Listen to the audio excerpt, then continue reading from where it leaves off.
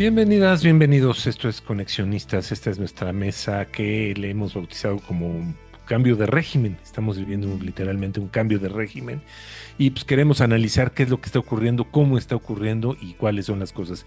Y para ello está con nosotros Alejandro Envila Fischer, quien es abogado, académico, analista.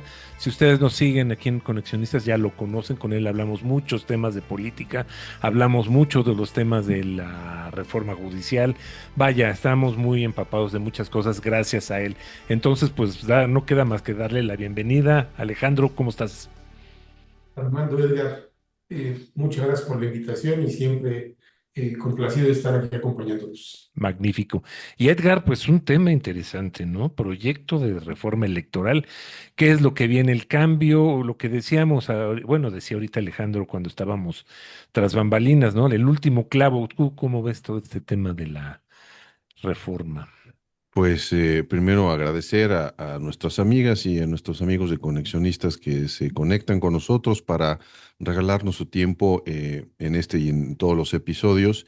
Y bueno, yo entiendo que todavía en esta concepción que tenemos de democracia, el sistema electoral, la forma en la que se comporta la competencia para elegir al poder, en la que participa la ciudadanía, pues sigue siendo un eje fundamental y ahora que esto va a cambiar y en esto, bueno, pues Alejandro, ¿qué es lo que ves en esta nueva propuesta o en lo que se esté conformando que vaya a ser distinto, primero a lo que tenemos hoy y segundo, si es que se trata nada más de un regreso a lo que hubo en México hace algunas décadas, ¿no? Sexenios atrás, o realmente hay algo nuevo que sea preocupante, que sea inédito en la vida política mexicana? ¿Cómo estás viendo tú las cosas? ¿Cómo está esta temperatura, Alejandro? A ver, lo primero que diría es, hay muchas cosas nuevas Ok. dentro de lo que conocemos de los últimos 40 años. Todavía no está diseñada formalmente la reforma, Ujú, pero ya tenemos señales de por dónde va a caminar o pretende el nuevo grupo en el poder hacerla caminar. Y bueno, pues es una confirmación de lo que ya se veía, de lo que ha venido ocurriendo, de este cambio de normas que nos han obligado a hablar de cambios de régimen. Por eso yo creo que la reforma electoral puede ser el último clavo del ataúd del sistema competitivo de partidos políticos, del sistema de competencia electoral. No voy a hablar del sistema democrático porque eso es subjetivo y mm, mucha gente puede decirme, ¿y qué tan democrático es? A ver, lo que sí teníamos en México es un sistema competitivo de partidos. ujú, Una semana que nos reunimos y platicamos aquí en Conexionistas, hablamos de que ese sistema ya se agotó a partir de que hoy el árbitro electoral, particularmente en la última instancia, el Tribunal Electoral, está al servicio del gobierno y del partido del gobierno, o del partido del gobierno, como le quieran ustedes llamar. Eh, la pérdida de, de competitividad en el sistema se da a partir de que podemos hablar con absoluta seguridad y claridad de que hoy los dados en las elecciones están cargados, como lo estaban cuando el PRI no tenía competencia real.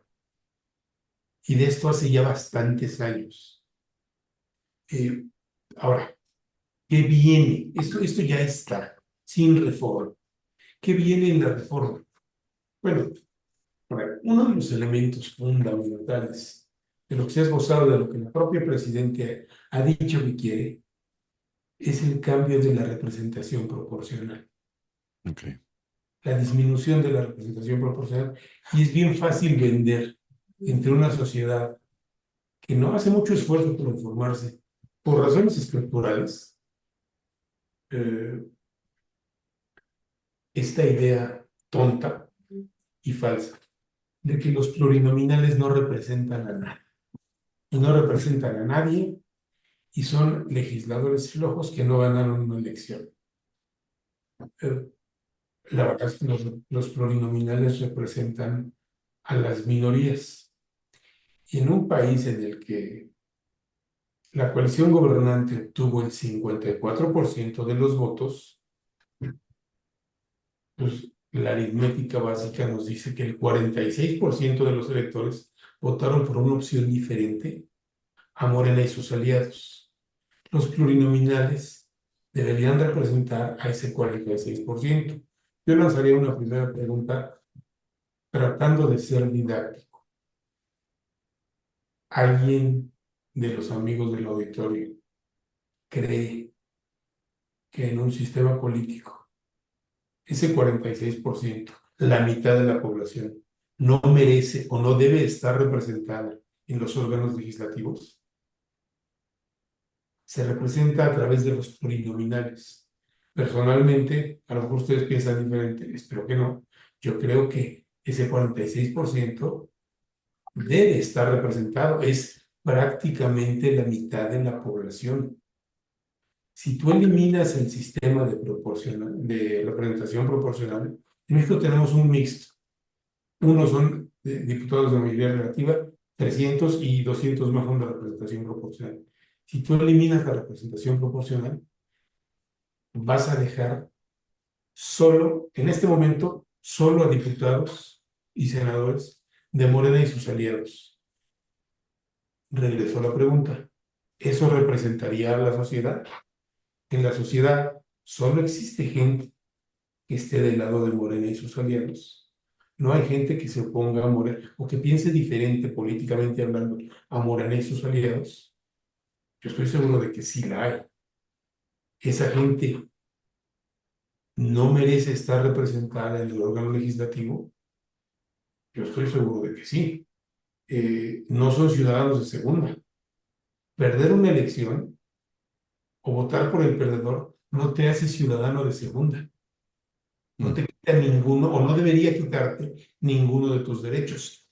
Si este proyecto de disminuir, modificar o cambiar o de plano suprimir la representación proporcional se aprueba y Morena tiene los votos para aprobarlo, esos ciudadanos se van a quedar con menos representación o sin representación en el órgano legislativo. Hubo alguien que escribió en la semana en el Universal, creo, no recuerdo el nombre de la persona, pero decía que la reforma electoral es darle el cerrojazo desde dentro al sistema político para que nadie más de fuera pueda entrar y nadie pueda ganar, más que los que ya están adentro. Suena exagerado, lamento decirles que no lo es, en los términos en los que está planteado. A ver, en países como el Reino Unido, que no es una democracia nueva, no quiero hablar de democracia porque a lo mejor ni siquiera son una democracia, pero que no es un sistema político nuevo, la representación es un sistema parlamentario. Ahí no hay diputados de mayoría relativa. Todos son de representación. Se llama sistema de proporcionalidad pura. Mm. Cada partido obtiene el número de diputados, de representantes que corresponde al porcentaje de votos que obtuvo en las urnas. Y entonces el partido hace listas de diputados. Una lista del 1 al 100 o 200 y entran, pues si obtuvo el 50% de los votos, entra la mitad de su lista y tiene la mitad del órgano legislativo. Si obtuvo el 17%, tiene el 17% del órgano legislativo. Dicen los clásicos, y decía mi maestro de ciencia política en la universidad, ese sistema no desperdicia ni un solo voto. Sí. Le da representación absolutamente a todos los votos, de los ganadores y perdedores. Proporcionalidad pura. En México se ha planteado que tendríamos que, en otros tiempos, no en estos, hacer un sistema de proporcionalidad pura. Vamos, por lo que se ha visto y lo que se ha dicho, exactamente a lo contrario. Y mira, miren, en esto también sería bien fácil decir, es que Morena es el que está inventando esto. A ver, no muchos representantes de políticos o muchos aprendices de políticos, algunos salidos de los medios de comunicación, como Pedro Ferriz de Con, Ujú. ¿no? Llevan años diciendo, sí, bueno, efectivamente, llevan años Sí, diciendo que los diputados plurinominales tienen que desaparecer. Bueno, pues hay que tener cuidado con lo que se pide, desea. porque ahí viene, por lo que tanto peleó este hombre que es un antimorena y que me parece, bueno, una personalidad política, voy a decirlo así, pues de bajo calibre en un mundo de escuadra 45. Claro. Un Oye, hombre de mente muy pequeña políticamente hablando. otro tema que creo que también está causando mucha controversia es el tema del financiamiento, ¿no? También hay una corriente muy seria a quitarles el dinero a los partidos y creo yo que ahí se abriría una caja de Pandora muy gacha. Si ya estamos como estamos, así, imagínate. Ahora, A ver, toda la razón, y ese es otro tema muy importante que también ya nos dejaron ver que viene en la mejor. Igual que combatir a los plurinominales es bien popular, ujú, porque, insisto, no somos una sociedad que se haya informado y que se haya politizado y que se dé cuenta de que, bueno, pues si eso pasa, estás renunciando prácticamente a una buena parte de tus derechos políticos, al derecho de ser representado, que es un derecho fundamental en cualquier sistema político, ¿eh? Ujú. A ver, el dinero es igual de importante que el otro. sí, La reforma electoral del 96 en México, esa que Ernesto Zedillo dijo que era la reforma electoral definitiva, fue la definitiva para él y durante un rato, y luego esta costumbre de reformar todo nos vino a hacer meterle la mano incluso a cosas que no tendrían que haberse modificado porque la mujeres. Esta reforma tuvo una gran virtud.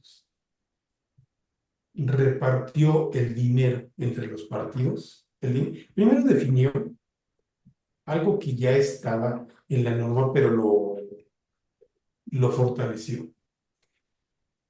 La actividad política tiene que ser financiada con dinero público. Ah, eso no le gusta a nadie. ¿Por qué? Porque vamos a pagar el dinero ¿por qué vamos a pagar impuestos para que se los gasten los políticos? Y los políticos, ¿por qué vamos a financiar partidos? Pues porque si no los financias tú, si no los financia la sociedad por la vía del gobierno, los van a financiar los hombres más ricos del país, solo los hombres más ricos del país. Y en la política es como en los negocios, ¿eh? Que el que paga manda. Ujú. sin Y entre los olvidar hombres el más crimen ricos del país, organizado.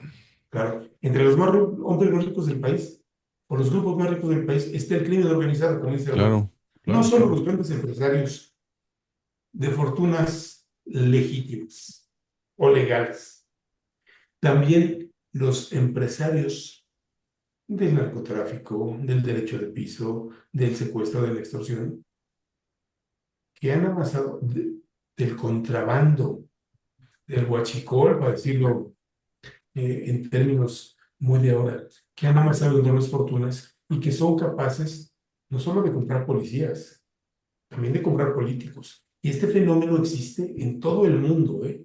Edgar, que vive en los Estados Unidos, sabe, a ver, Sí, los el que famosos paga PACs. manda en la política, como en prácticamente todos los órdenes de la vida, en el deporte. ¿Quién creen que manda en el América? Pues el que paga. Y en el equipo, también en el Manchester United y en el Real Madrid, ¿eh? En la política es igual. Entonces, si tú le quitas el dinero público a los partidos políticos, vas a llevarlos a que hagan alianzas, a que le vendan el alma al diablo. Ujú. El diablo puede ser un empresario regiomontano, y no me estoy refiriendo a nadie en específico, o, o un jefe de un cártel de la droga, Exacto. o del contrabando, o de quién sea, o más simple todavía, un gobierno extranjero. Si tú les quitas el dinero público, es que es bien fácil decir, no tenemos por qué gastar en esto. Es igual que, ¿por qué la Corte, por qué el Poder Judicial gasta tanto dinero? Pues porque operar cuesta, porque cada empleado tiene un salario y porque en la medida en que tú les pagues decentemente, puedes aspirar a tener gente preparada para administrar justicia de manera eficiente. Pero bueno, aquí opera una frase que dicen muchos los americanos, ¿no? Eh, y if you pay peanuts, you get monkeys, ¿no? Exacto. Es que acá tú tienes monos. A Claro. ver, entonces, el dinero es fundamental para que la competencia política sea real. Cierro con esto. La reforma de 96 tuvo la gran virtud de 1996, ¿ven de cuánto estamos hablando? De repartir el dinero de una forma más equitativa, de darle dinero a los partidos políticos para que pudieran salir a hacer propaganda en serio. Eso fue fundamental para construir un sistema competitivo de partidos. Insisto, yo no voy a usar la palabra democrático, un sistema competitivo. Y después de la reforma del 96, pues ya no volvimos a conocer mayorías Fíjate. y ahí ya no sabíamos quién iba a ganar la elección. Ya, yo recuerdo pláticas que tuvimos en aquellos años. La gran duda era quién va a ganar la elección, porque esa reforma se puso en práctica en 97 y en esa elección perdió el PRI, que era el partido mayoritario. El control del Congreso por primera vez, la mayoría del Congreso, y también la jefatura de gobierno de la Ciudad de México, entonces Distrito Federal, que era la posición de poder ejecutivo más importante que estaba en juego, porque era una elección intermedia. Ahí ganó Cuauhtémoc Cárdenas. Sin esa reforma, no hubiera habido competencia electoral real. Esta reforma que nos están planteando va en contra de la competencia electoral real. Fíjate, para ilustrarlo rápidamente, en el 2023 se destinaron 6.233 millones de pesos a partidos políticos nacionales. Si le dividimos entre la cantidad de mexicanos que somos, nos toca a 47 pesos por cabeza. No podemos pagar 47 pesos por nuestra democracia, pues estamos jodidos, ¿no? Dirían por No, ahí. sí podemos, que no querramos es otra cosa y que no quiera Exacto. es otra cosa, ¿no? Pero bueno, Oigan, ya, perdón, Edgar. no, a ver, No, lo a que ver, muy estoy, interesante es esa comparación, Armando. El número es muy interesante. O lo que sea, estoy viendo sale muy cara, no sale tan cara, ¿eh? Exacto. lo que estoy viendo en lo que dicen es que eh, el proceso electoral como tal ha venido experimentando un proceso soterrado, si lo quieren, ¿no? Y en algunos casos cínico, de privatización, en donde la comparación entre los dineros públicos y los privados, independientemente del origen del dinero privado, ha llegado a un punto en donde el uno necesita al otro. Es decir, el dinero público no es suficiente y por lo tanto los políticos y el proceso electoral demanda que los políticos tengan un apetito mayor por los recursos y por lo tanto se requiera al recurso privado y ahí se genera una adicción, ¿no? Esto lo apuntó en alguna conversación un colaborador de Conexionistas que se llama Fernando Pescador, cuando hablábamos de temas de drogas y todo, ella hablaba de esta adicción que ya hay, ¿no? De políticos por este dinero privado. Y, Adicción y, al dinero, sí. y por otro lado, ¿no? El dinero privado, independientemente de quién lo ponga en la mesa, ¿no? Tampoco es suficiente y tampoco alcanza para mantener toda la estructura de un país. Entonces se necesita el dinero público. Yo veo que se ha ido formando una sinergia perversa a lo largo de la historia, no solamente en México, sino que este es un fenómeno de la democracia, ¿no? De la forma en la que opera en términos reales la democracia. Ahora, siendo así con lo que dices, Alejandro, en donde se cierra la puerta a la representación proporcional y entonces cada vez los representados son menos.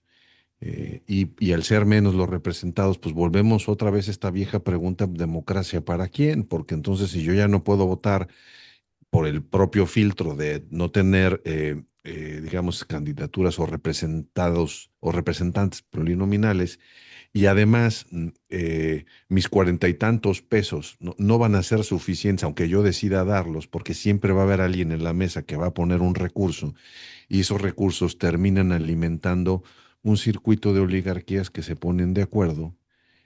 Mi pregunta con todo este contexto, Alejandro, es entonces si lo que vamos a experimentar,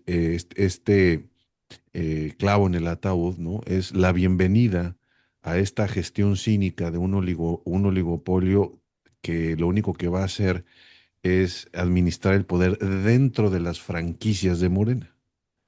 Y no van a estar invitados. Entonces, primero eso pues abre la puerta al chapulineo, porque entonces pertenecer a un partido que no sea de Morena va a ser garantía de no tener acceso al poder jamás. Y segundo, pertenecer a Morena, pues me invita a que entonces lo poco que quede de democracia se va a tener que entender como el resultado de los pleitos internos de las tribus y las facciones dentro de este movimiento slash partido. Y ese va a ser, si esto llega a suceder, ese sería entonces el rostro electoral de este nuevo régimen. Así es como se están pintando las cosas. ¿Te suena conocido? Pues esto ya lo vivimos en México. Sí, sí, La sí. democracia mexicana de nombre, durante muchos años, fue exactamente lo que acabas de describir. El acuerdo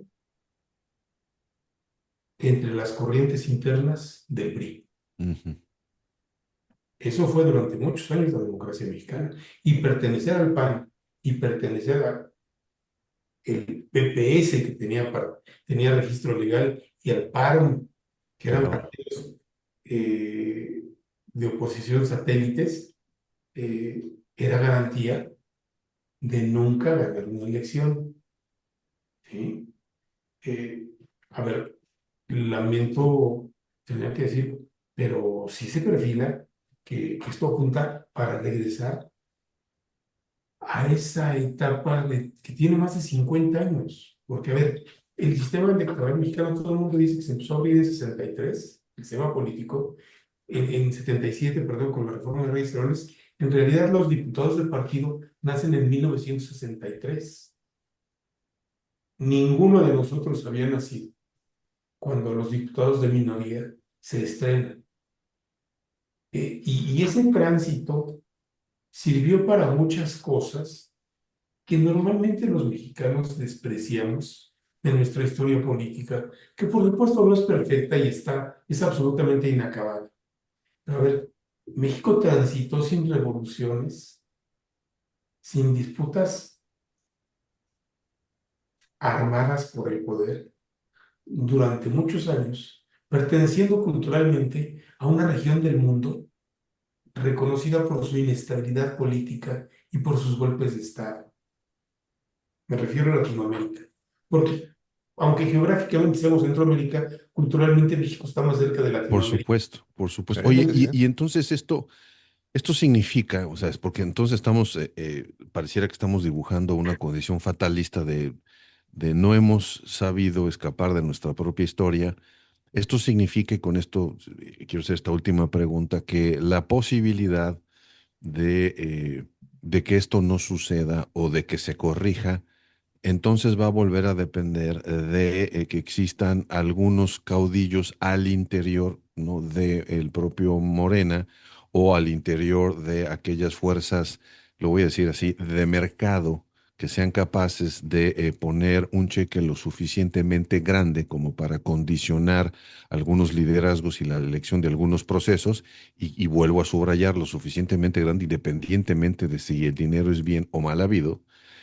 Y por lo tanto, entonces vamos a tener que esperar unas 3, 4, 5, 6 décadas más para que entonces surja dentro de los próximos 50 años los nuevos Porfirio Muñoz Ledos y Cárdenas, que dicho sea de paso, eh, ellos brincan en la escena e inician este rompimiento no porque fueran demócratas, Pero sino porque porque, fueron porque le escogidos. cerraron la puerta Sí. Así y es. porque no se cumplieron su capricho, hicieron berrinche y entonces lo disfrazaron y le dieron, pero finalmente el resultado quizás es ese, ¿no?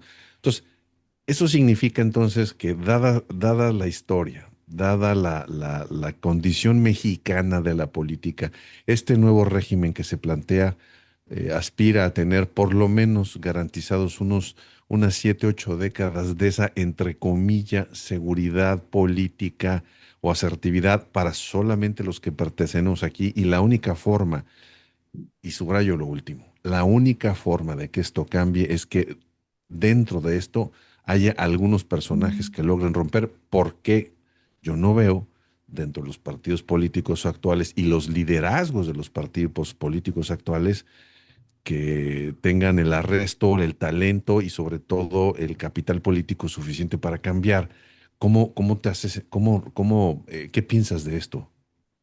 A ver, yo te respondería, eso significa, no, no significa eso en mi opinión, Ok. pero sí puede ir por ahí, ¿eh? O Mm. sea, no lo descartemos. A ver, el problema es que poner un cheque lo suficientemente gordo sobre la mesa para cambiar las reglas del juego, más bien para cambiar el resultado electoral, no es suficiente si cambias las reglas del juego. Ok. Y lo que están planteando es un cambio de reglas del juego, precisamente para vacunarse de que un cheque o varios cheques suficientemente gordos cambien el rumbo de la política. El rumbo de la conducción política peligrosamente empieza a convertirse en el rumbo de la conducción económica del país. Claro. ¿Sí? Eh, si cambian las reglas del juego, pueden poner 4 o 5 cheques suficientemente grandes y eso no va a hacer que las cosas cambien. Ok. ¿Sí? Y los dueños de los cheques suficientemente grandes normalmente pues mejor partan con el poder, con todo ese poder económico, con todo ese dinero.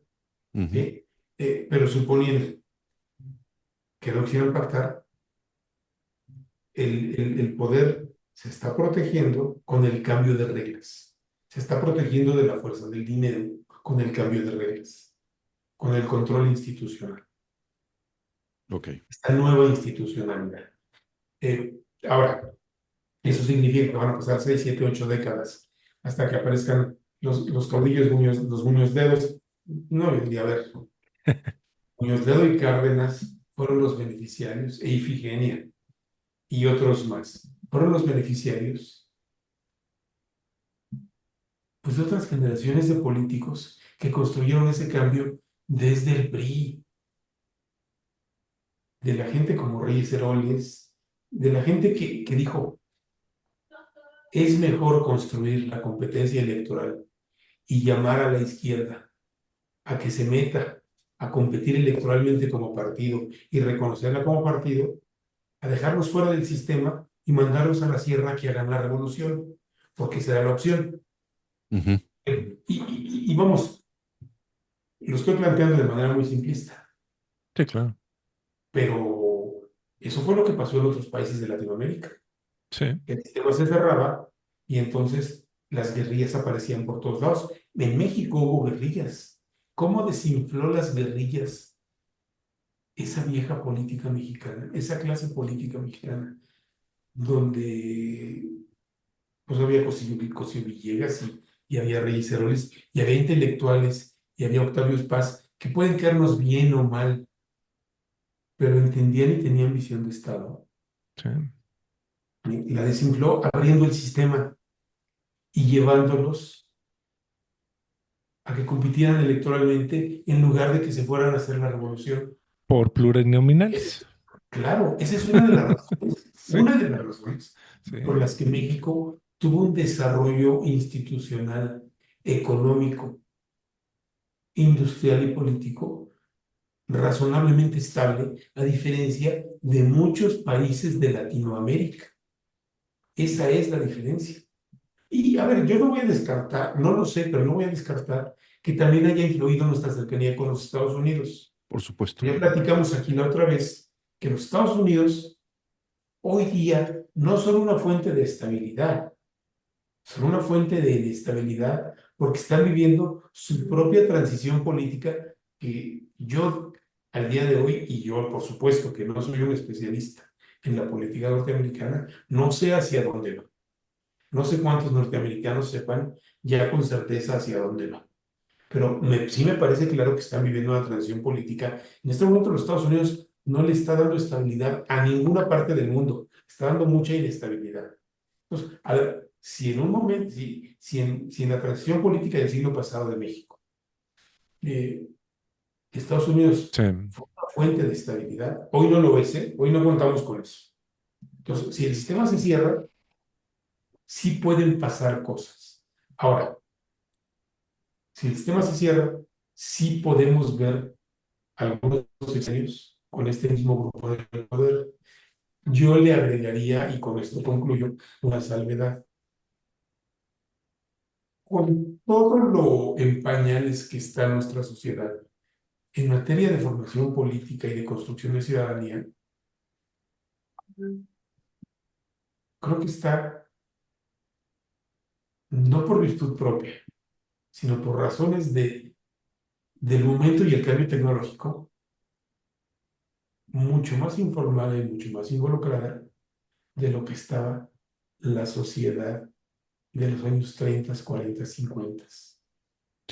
Ahí creo que ese es No un gran tema, ¿eh? necesariamente bien informada, Ese es un gran tema, conectada, Alejandro. está sí, conectada. A ver, Ese es un factor que quién sabe hacia dónde nos lleve. Vamos, Internet no va a ser el salvador de la democracia, me queda perfectamente claro. ni Pero hay ChatGPT. factores diferentes eh, que no había entonces, que quién sabe qué resultado nos den, ¿no? El propio poder en el mundo ha enfrentado fenómenos en los últimos 15 años, fenómenos sociales que tienen que ver con la velocidad a la que viaja la información hoy. claro. Insisto, eso no es una panacea y yo soy el primero en desconfiar de lo que vemos todos los días en redes sociales a pesar de que interactúo en ellas. Pues de ¿Sí? hablar. yo, Pero, yo, pero, pero sí es un factor que juega. No sé en qué medida, cómo vaya a jugar. Pues nos quedamos a analizarlo. ¿Qué te parece? Fíjate que acabas de poner en la mesa un tema que me gustaría conversar contigo lo antes que se pueda, si es que la coyuntura no nos come y Para para variar. variar pone la agenda, pero porque se está hablando de este nuevo régimen, ¿no? De que has puesto en la mesa desde la construcción política, como si el ciudadano no tuviera nada que ver o no reaccionara o no se comportara, también está cambiando. Y entonces tratar de explorar, ¿no? Hacia dónde va este perfil ciudadano, ¿no? Me parece que sería bien interesante poder conversar contigo en un siguiente programa, porque pues eso también tiene que ver con esta construcción de ciudadanía que haga o no contrapeso a lo que está ocurriendo, que le exija a los partidos políticos muchas cosas que están ahí en la mesa. Creo que valdría la pena que toquemos ese punto en algún momento, no sé si en el siguiente episodio necesariamente, pero que sea Pero, pronto. por supuesto, Sí, a ver, hay que tocar esa parte porque yo coincido contigo. No tenemos la mejor ciudadanía, pero Pues está muy involucrado. algo pesa y algo va a pesar, ¿eh? por supuesto, No, creo que es un error que están cometiendo los políticos, los del gobierno y los que están fuera del gobierno. Creo que están ignorando a una ciudadanía que sí existe de acuerdo, y que hoy parece desmovilizada. No necesariamente, a lo mejor lo está, no se va a quedar así, ¿eh? de Seguro. acuerdo. Entonces, sí, Pues creo que hay que tocar Ni ese hablar. punto. Pues muchas gracias, Alejandro. Muchas gracias, Alejandro. Seguiremos con este tema porque pues es lo que sigue, ¿no? Se va a instalar, o ya se instaló el consejo, me parece, y van a empezar a realizar foros, ¿no? Es lo que tengo entendido. Sí, sí, sí, si quieren, la próxima vez hablamos del formato, de Ok, la forma en la que van a trabajar, de quiénes integran esta comisión presidencial y Ándale. de todos los asegúnes que hay ahí. Hay perfecto, muchas cosas que ver. perfecto. Perfecto, muy bien, pues muchas gracias, Alejandro. Y envía mientras tus redes sociales donde te seguimos, donde te encontramos. En X, arroba en Vila Fisher, por favor. Y publicas todos los martes. Los martes en Eje Central.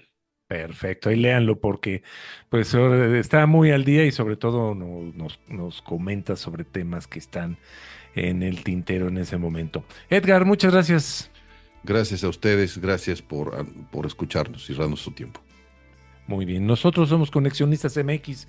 Encuéntrenos en X y en Facebook. También estamos en Spotify y en YouTube como Conexionistas México y en Telegram como Conexionistas, así a secas. La música que escuchamos es música de Alejandro Sabo, ahorita lo encuentran en YouTube, y el diseño es de Sofía Reynoso, ya la encuentran en X y en Facebook. Muchas gracias por escucharnos, muchas gracias por vernos. Nosotros somos Conexionistas.